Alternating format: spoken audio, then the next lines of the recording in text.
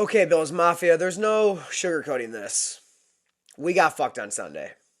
We got fucked by the refs, and it's not just the Buffalo Bills that are fully aware of this fact. It is the entire NFL world. Everybody's been online this week and been seeing everything floating around about all the ways that the refs fucked us. And I think what makes this loss hurt probably the most, maybe not as bad as 13 seconds, because that's probably the roughest loss that we've ever faced against the Chiefs. But I would say this is up there. And only because of the fact that, well, for one, it's a few years later, it's the same shit. So that in its own is its own hell. But on top of that, it's the fact that we played well enough to beat the Chiefs. We played well enough where if the game was called fairly, I'm fairly certain we would have beaten the Chiefs. I'm not going to sit here and say we definitely would have beaten them. I'm not going to be a delusional Buffalo Bills fan. But I will say that if the game is called fairly, we had a very good chance of beating the Kansas City Chiefs on Sunday.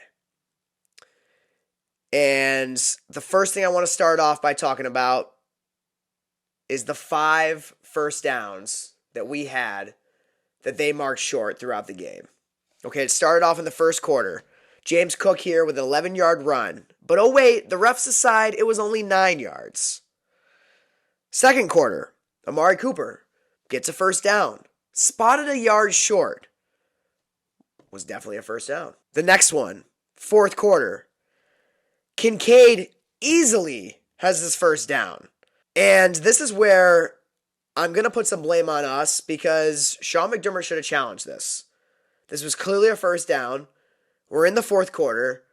I say use up our challenge, and if it's going to help us get down the field and score against the Chiefs, by all means, challenge it. And I don't know why McDermott did not challenge this. Because then the very next play, which brings me to my number 4 first down of the day that the refs didn't give us, is the Josh Allen 4th and 1. You've seen it all over the internet all week.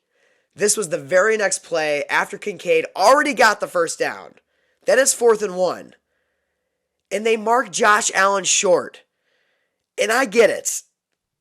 It took for us to watch the replays with the white line going down this middle of the screen. You all know what I'm talking about.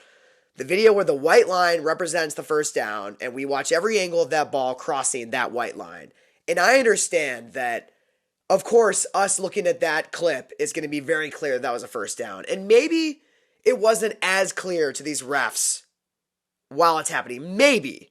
Even though I'm pretty fucking sure that the ref on the top saw that it was a first down because he called it a first down. And then the ref that Josh Allen had his back to runs up and says, no, it's not a first down. Who has since then been proven to be a Baltimore Ravens fan and has family in Kansas City. I think it's pretty obvious where this ref's interests lie, right? But let's just say in a fantasy world that they truly both got this wrong and spotted it short by accident. This is number 4. Okay, and then the 5th one was in the fourth quarter, right here. James Cook, 10-yard run, and they said it was 9. Didn't give us the first. So that's 5 separate occasions where we had first downs that were marked short. Guys, where there's smoke, there's fire. Okay, and I used to be the biggest defender of the NFL being in no way rigged. I used to preach it to everybody. Whenever people would try to tell me that the NFL was rigged in any capacity, I'd be like, no, you don't understand how much has to go into that. And I still don't believe that the players and the coaches are all following some sort of script. I'm not crazy. That is definitely not happening. But at this point, it is abundantly clear that the refs are supposed to push for the Chiefs to make it to the Super Bowl. Because at this point, we all know that if the Chiefs get to the Super Bowl, it brings in an extra $200 million from Taylor Swift, which is fucking crazy to wrap my head around. But at this point, we all know that to be the truth. It's not even speculation anymore. At this point, it's just a fact that the refs are going to favor the Chiefs. And what makes it so frustrating and so awful is that the Chiefs are already a very good fucking team. Patrick Mahomes is one of the greatest quarterbacks that has ever played. Not taking away from them. They have one of the greatest tight ends that has ever played the game. They have one of the greatest coaches the NFL has ever seen. So on top of that, you're going to give them every 50-50 decision by a ref is going to be pushed in the Chiefs' favor? Like, they got enough, guys. Jesus Christ, they could win the games without you doing this. They don't need you to pull for them like that. The last thing I'm going to bring up from the refs, because I know you guys have been seeing this all week, but we all know in this second quarter that this was not a catch by Xavier Worthy. You see, Cole Bishop and Worthy are both catching this ball. They both have possession of this ball, and then it hits the ground. So there were two options for this play. It's either an interception or an incompletion. I think most likely, from what I saw, and what we all saw with our very own eyes, is when the ball hits the ground like that, it is an incomplete pass. But if you don't want to call it that, then it's a Cole Bishop interception. And that was a huge play. I mean, the Chiefs were within the 10-yard line, and they scored a touchdown right after that.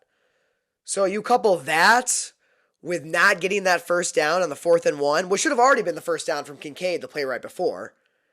But the score was 22-21 when they didn't give us that first down with Josh Allen on the 4th and 1. If we get that first down, we go down the field and score, which is very likely we would have done, it changes the whole game. Because instead of going up to 29-21 right there on that drive, then the Chiefs get the ball back, and then they score and get the 2-point conversion, and then it's a tie game. So it completely changed the whole outcome. And I'm not going to sit here and say that we shouldn't have also played better. I'm not going to say that we played the best football that we could have played, because we didn't. And another big thing that I want to point out is what James Cook with 13 carries. James Cook was running all over the Chiefs. Every time he touched the ball, he was getting at least 5 yards. In fact, James Cook averaged 6.5 yards per carry. 13 carries, 85 yards. That's 6.5 yards a carry. And we only give James Cook 13 carries in the whole game. And not only that, but on the final drive, with 3 minutes and some change left in the game, our final drive lasted 6 plays. Not one of those plays did James Cook touch the ball. And guys, this is our second best player on the football field. He has to be involved in the last offensive drive. He has to be touching the ball. So that falls on Joe Brady and McDermott. That's a huge coaching error made by them. I don't know what was going through Joe Brady's mind on that last offensive drive of the game, or McDermott, because I got to think that he plays a big part in, these last drive situations. So, of course, we could have done more to make it so the refs couldn't have even fucked us. We could have had easy first downs where the plays are so past the marker that they can't even question it, right? Of course, we could have played that football where we just outright beat the Chiefs and we don't even give the refs an opportunity to fuck us. But unfortunately, that's not what happened. Unfortunately, we just played well enough to beat the Chiefs. We didn't play well enough to beat the Chiefs and the refs. And some of that lies on us, but a lot of it lies on the refs. And a lot of it lies in this bullshit with the NFL pushing the agenda of the Chiefs getting a three-peat and all the Swifts going crazy and all the extra money that brings in to the NFL organization to get them to this final game. And it fucking sucks because it makes us not even want to watch the Super Bowl. It's like, it's not fun when you know that team is only in the Super Bowl because of the refs helping them out so much. I mean, even the Chiefs fans got to be kind of getting tired of this to a degree. I mean, I get winning is awesome, but don't you want it to be competitive? Like, don't you want this to be a competitive sport that comes from the players doing it on their own with no help from the refs? And the final thing that I want to bring up here, which is the most devastating part of the whole thing, and that is just how ridiculous Josh Allen's playoff numbers are. Okay, he is number 1 all-time for most yards per game in the playoffs. He is number 1 all-time in TDs per game in the playoffs. And he is number 1 all-time in passing touchdowns to interception ratio in the playoffs. The man is just constantly balling out for us in the playoffs. And Josh Allen is just let down every single year in the playoffs. Now, sure, Josh Allen didn't have all perfect throws in this game. But when it counted most, I mean, guys, look at this. This is just such a special throw by Josh Allen. Getting blitzed, throwing off of his back foot, 40 yards, and he puts it in a spot that hits Dalton Kincaid in both hands. And Kincaid drops it. It was like the 64-yard drop that Stephon Diggs had last year against the Chiefs. And if it's not that, it's the 13-second game against the Chiefs when our defense just completely failed Josh Allen, when he made a miracle happen with that last touchdown with 13 seconds left to go, and our defense just lets Josh Allen down. So that's now 3 out of 4 times playing the Kansas City Chiefs where Josh Allen has stepped up and put the fucking cape on and done something incredible for us, and he's let down. He delivers, but the guys around him just don't. I mean, guys, you cannot dial up a more disruptive play than this play right here by the Chiefs. And I even got to give him props for it. This was an amazing defensive play drawn up on this last play for us. And Josh Allen still somehow manages to get that ball off and puts it in Dalton Kincaid's hands, and he drops it. And no, it wasn't as bad as the Mark Andrews drop against the Ravens the week before. Because part of me is like, is this our karma? Because we all were laughing at Mark Andrews for dropping that ball and making fun of the Ravens. It's almost like poetic justice for them, isn't it? That their tight end makes a huge drop that loses them the game, and then our tight end does the same thing the next week. Obviously, Kincaid's ball was not as easy of a catch as Mark Andrews. I mean, Kincaid did have to switch his body weight back in the direction to get this catch.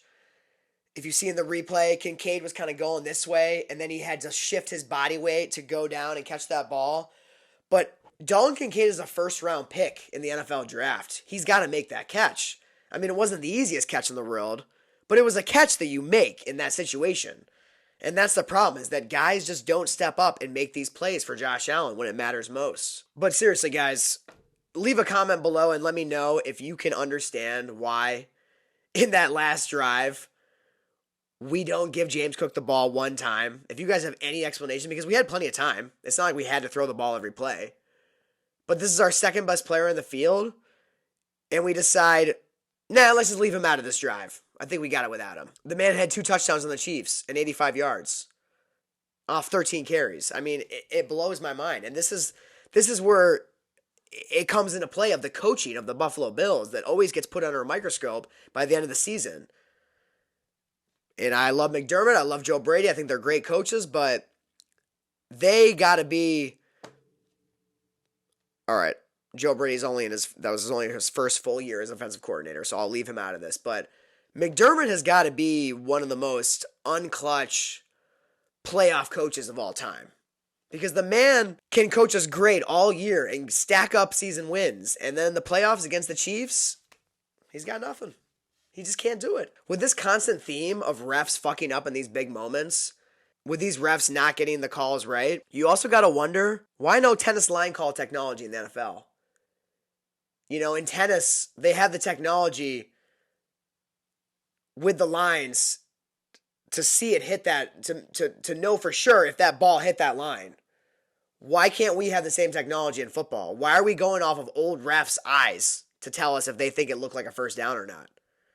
I mean, why don't they use some of that extra $200 million that Taylor Swift brings in from getting their Golden Boys to the Super Bowl on technology like that, right? I mean, the NFL has so much money, millions of dollars, billions of dollars.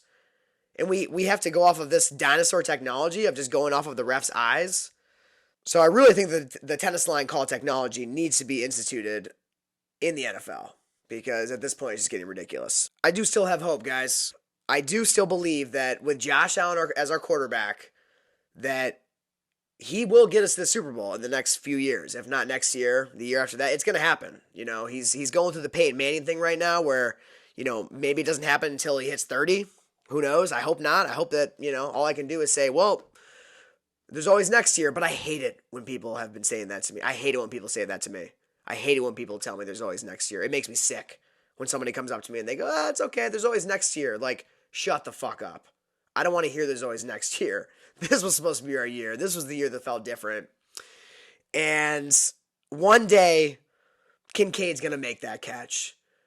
And our wide receiver 1 is going to catch that 64-yard pass. Or Tyler Bass is going to make the game-tying field goal to take us into overtime, but it hasn't happened yet. And it's just devastating in the meantime for Josh Allen, who goes out there and balls the fuck out in the playoffs for us every year. And players don't step up. But one day they will.